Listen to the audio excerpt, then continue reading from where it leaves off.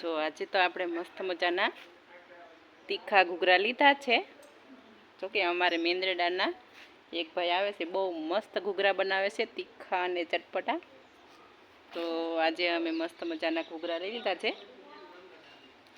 સિટીમાં તો બધાય ખાતા જ હોય, પણ હવે અમે ગામડામાં પણ ક્યારેક ક્યારેક આવે એટલે ખાઈ છીએ.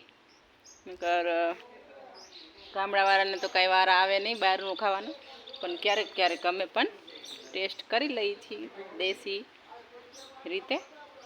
તો જો આ મસ્ત તીખા ઘૂઘરા છે અને વરસાદી માહોલ છે અને તીખા તીખા ઘૂઘરા ખાવાની બહુ જ મજા આવે.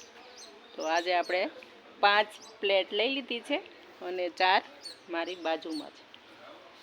તો હાલો, કોઈને ઘૂઘરા ખાવા હોય તો તીખા તીખા, એ પણ મેંદરડાના પ્રખ્યાત ઘૂઘરા છે.